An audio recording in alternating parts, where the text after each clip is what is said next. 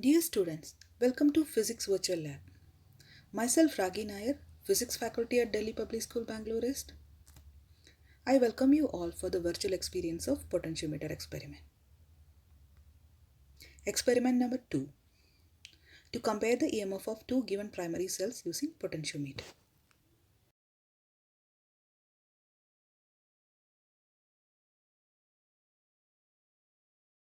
A. To compare the EMF of two given primary cells using potentiometer. Apparatus required: potentiometer, Leclanché cell, Daniell cell, galvanometer, battery eliminator, rheostat, high resistance box, one-way key, two-way key, jockey, connecting wires, and ammeter. Theory: potential drop across the balancing length of the potentiometer wire is directly proportional to the length of the wire, provided a constant current flows through it. Potential drop across the wire V is equal to I into R, where R is equal to rho L by A. Rho is the resistivity, L is the length of the wire, and A is the area of cross section. Under given condition, we can see rho, I, and A is a constant. So we can replace the three constants by another constant phi, where phi is known as the potential gradient. Under balanced condition, you can see there won't be any current in the galvanometer. So we can replace V is equal to IR as E is equal to phi into L, where phi is the potential gradient, L is the length of the wire, and E is the EMF of the cell. Consider two cells, Leclanché cell and Daniell cell, of EMF E1 and E2. Whose EMF E1 and E2 we need to compare. Let's say L1 is the balancing length of the Leclanché cell and L2 is the balancing length of the Daniell cell. Under balanced condition, we can say for Leclanché cell E1 is equal to phi L1, and for Daniell cell we can say E2 is equal to phi L2. If you divide these two equations, we can write E1 by E2 is equal to L1 by L2, where L1 and L2 are the balancing length of the potentiometer wire.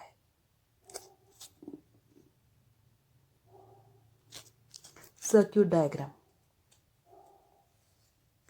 From circuit diagram, potentiometer wire runs from P to Q.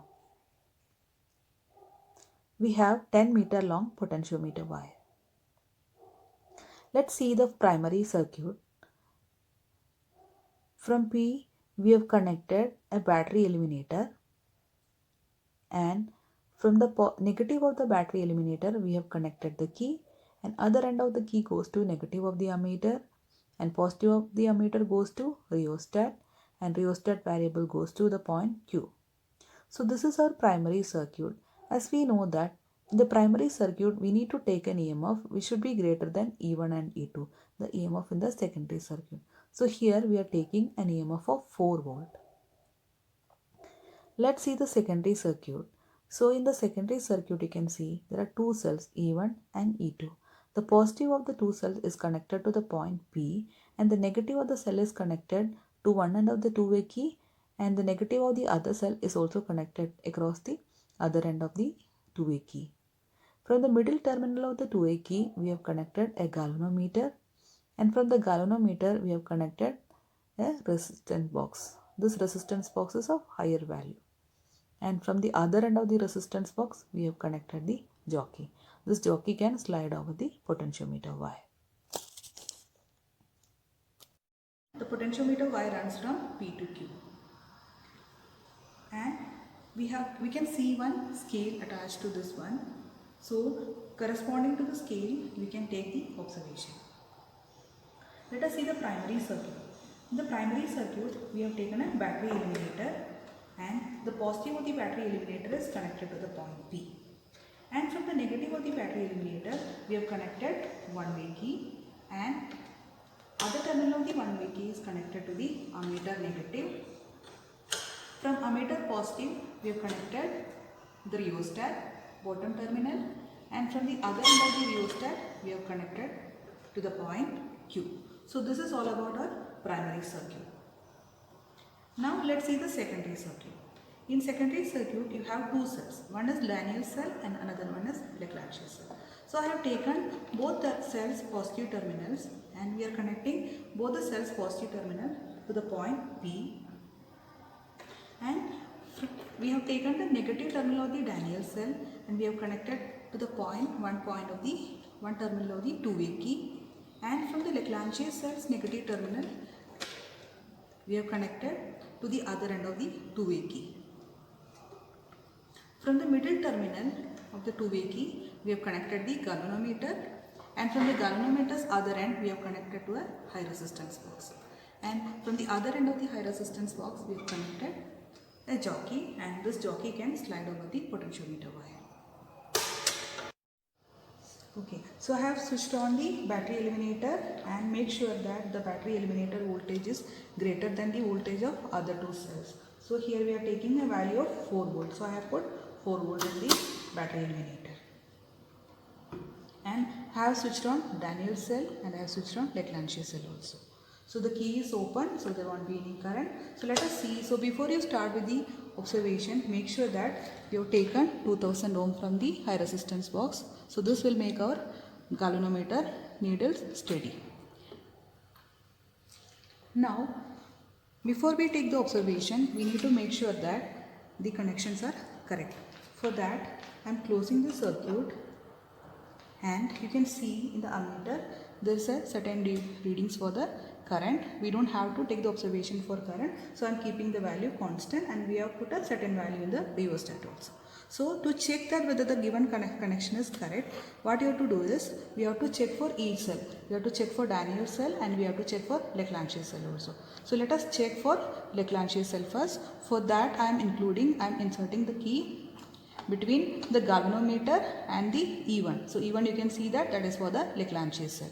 So we have included E1 in the secondary circuit, that is Leclanché cell in the secondary circuit, and our primary circuit is also closed. So let us see whether the given connection is correct. So for that I am keeping the jockey at the point P. You can see the galvanometer shows full scale deflection on one side. So you can see the galvanometer is showing full scale deflection on one side. Now I will be keeping the jockey at the point Q. So you can see the galvanometer is showing opposite deflection. So you can see the galvanometer is showing opposite deflection. So our connections are correct. Now we need to check for the Daniell cell whether the connection is correct. So I am closing the primary circuit and I am closing this circuit connecting E2. So now E2 is included in the circuit, that is Daniell cell is included in the circuit. Now I am keeping the jockey at the point P. We can see that the deflection of the galvanometer on one side, and when I keep the point Q, we can see again the deflection of the galvanometer is on the other side. Deflection of the galvanometer on the other side. So our circuit connection is correct. So we are going to take some other observations also. So I am changing the value of the rheostat and I will take balancing length for E1 first. So I am closing the circuit for E1 and the galvanometer. Let's see, I am getting deflection on one side and I am getting deflection on the other side. So let's see the balancing length L1 for E1. Same side, yeah, it's close to 0. So I'll go back to the previous line. So I'll slide over.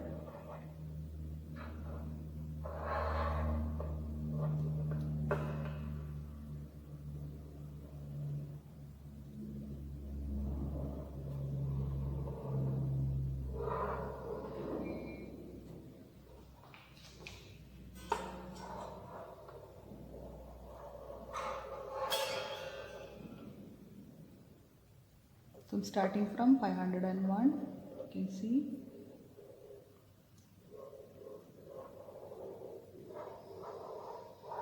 It's coming closer to 0.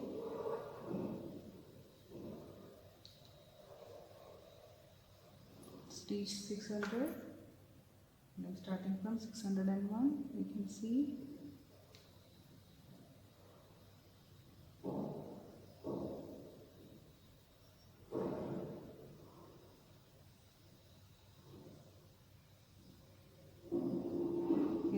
shows zero deflection now. So we are on the 600 line. So you can see the galvanometer shows zero deflection. And now you can note down the reading also. So this is 600 plus this length. Top scale you can note down. That is, I think you are able to see the division. Now this is L1. Please note down the reading. Now we'll see for E2 also. So I am closing the circuit. E2 and galvanometer. Let's see. It gives full scale deflection on both the sides. Yes, it's showing deflection on both the sides. Now see the balancing length for E2. Same side, same side, same side, same side. So this is 400. So I'll start from 401. You can see.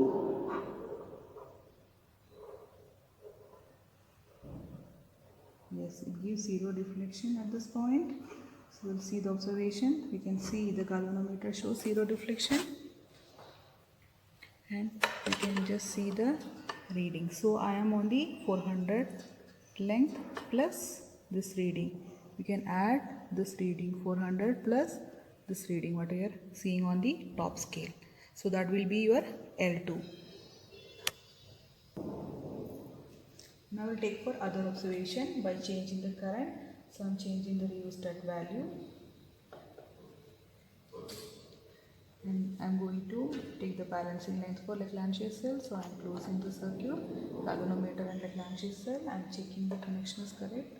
Yes, deflection on one side and deflection on other side. So let us see the balancing length. Same side, same side, same side, same side, same side, same side. No, it is on the opposite side. So we have to go back. Let's see.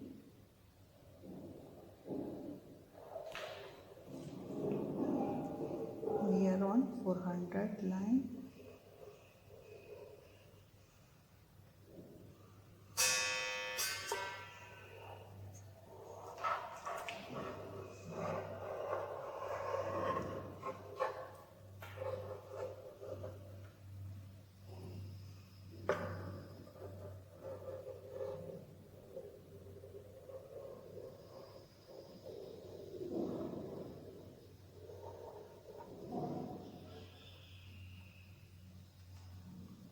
Now you can see the galvanometer shows zero deflection.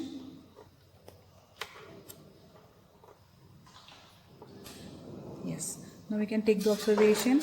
So I am on the 500 line and we have started from the right hand side, this side. So you have to see the bottom scale. So it is, you can see the bottom scale reading now, 500 plus the bottom scale reading. 500 plus the bottom scale reading, that is for L1. Now we need to find the balancing length for Daniell cell. So I am closing this for E2. I'm checking, again I am checking. Yes, I am getting full deflection on one side and I am getting deflection on the other side. So we'll see the balancing length for Daniell cell for E2. Same side, same side. It has gone to the other side, so we'll slide over the previous wire. I'm on the 201 line, so we'll see.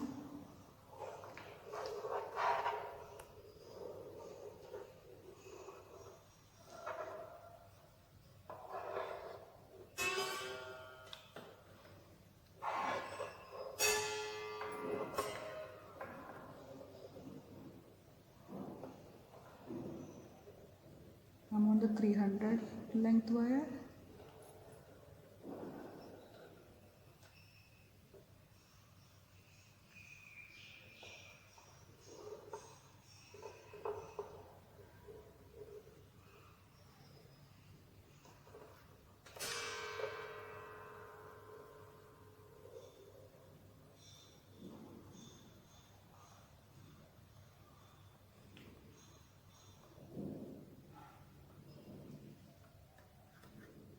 Now you can see 0 in the galvanometer.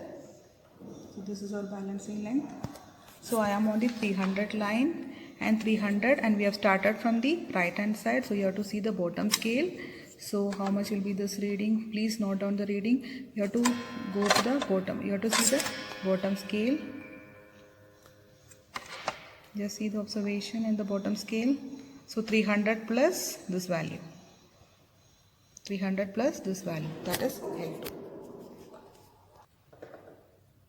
So we are going to change the resistance again. We are going to change the current again. So I am sliding the rheostat.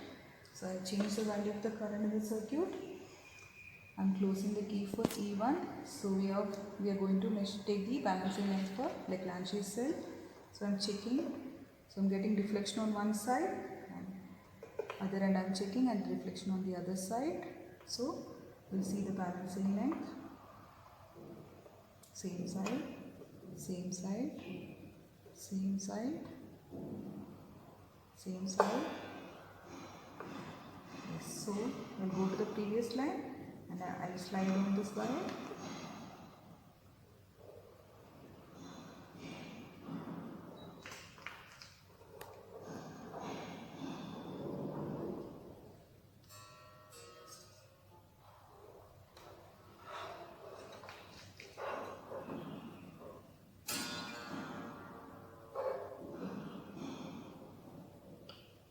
I've reached 500, 501 starting.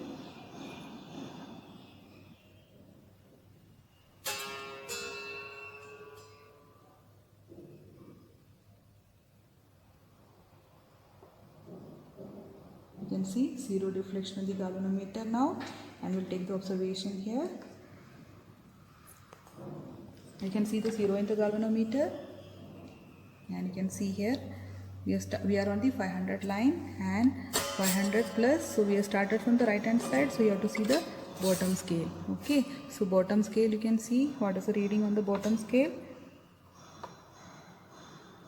You can see the bottom scale division.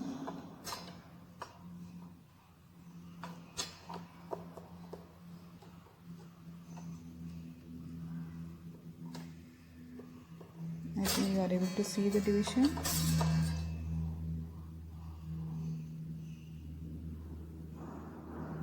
Yes, please note down your observation. This will be 500 plus the bottom scale. We'll do for the Daniell cell also. So I am closing the circuit for E2 and galvanometer. I will check again. So one side reflection and other side reflection is correct first. So we'll get balancing length. Same side, same side, same side, same side. Now it has closed. Zeros will go back to the previous line. So I am sliding on the 200 length wire.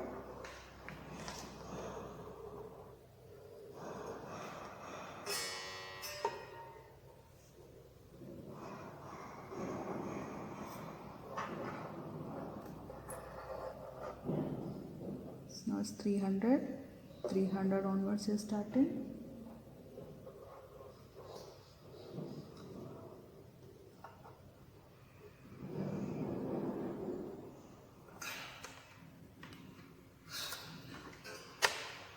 Close to 0.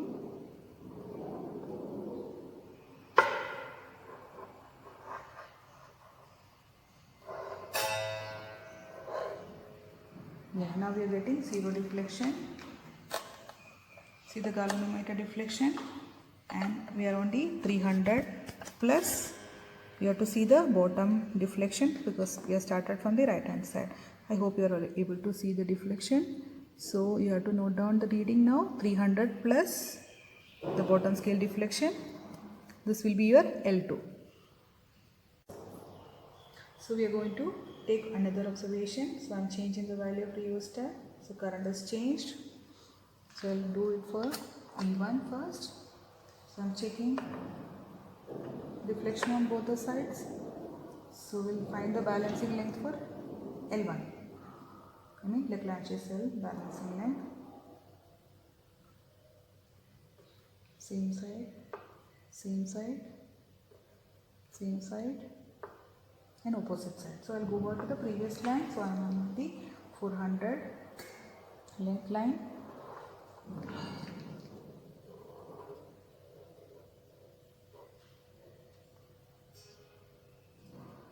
So you can see it is coming close to 0.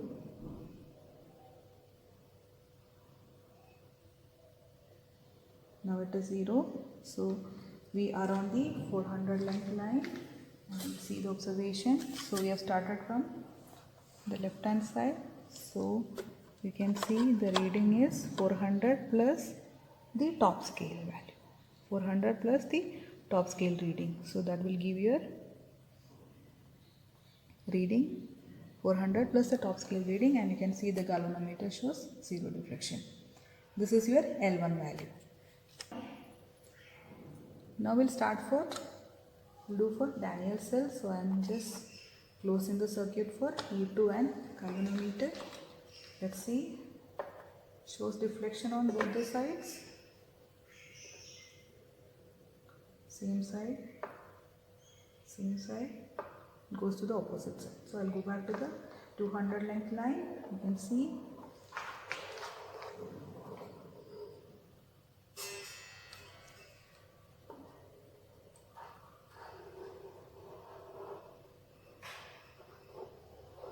we are doing for L2.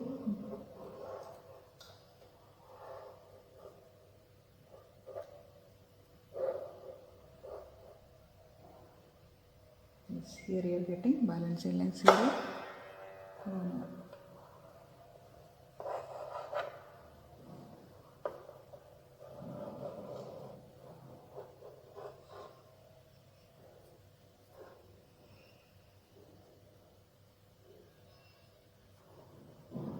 Yes, here you are getting the balancing length.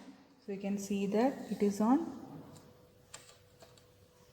300 line plus the bottom scale you need to add.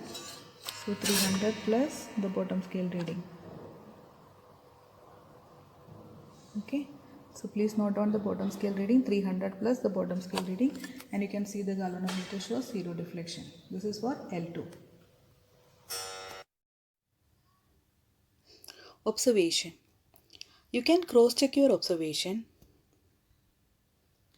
After calculation, we are getting E1 and E2 ratio as 1.38, 1.37, 1.37 and 1.38.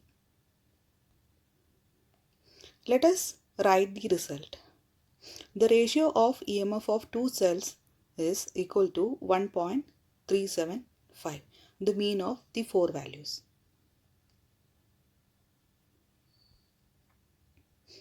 Sources of errors.